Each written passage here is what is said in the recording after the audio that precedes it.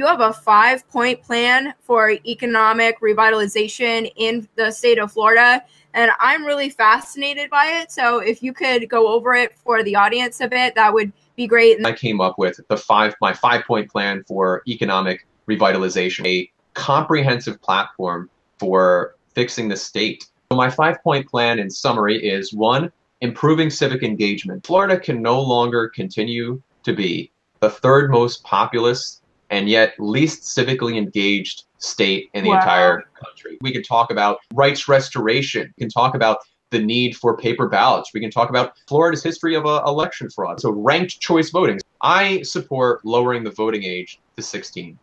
I believe in empowering the youth. I think it's the right thing to do. Number 2, I'm calling for the chartering of a Florida state bank, state infrastructure bank, to focus on 4 areas: infrastructure, education, healthcare, and housing. And that's it. Just the basic necessities. Let's talk about the Green New Deal. So I thought, what does the state of Florida need in terms of a Green New Deal? And of course, we've got some serious ecological problems here in this state.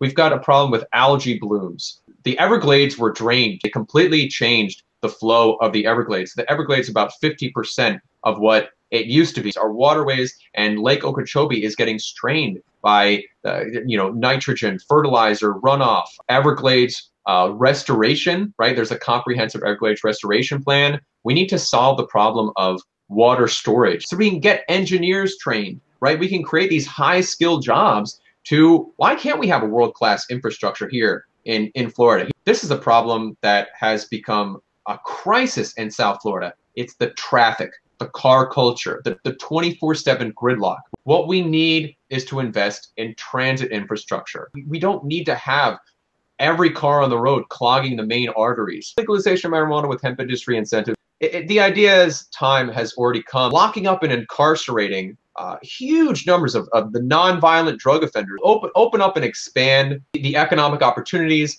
and release these non-violent drug offenders and wipe their records clean. I'm a big believer in hemp industry incentives. I'm a big believer in making use of Florida as an agriculture state. And other states, 19 states around the country, have already passed these hemp resolutions. And then finally, of course, 100% renewables transition, consequences of burning up and unsustainably using this finite resource. That's why I put it right there up front in the 5-point plan. 100% renewables, forget 2050.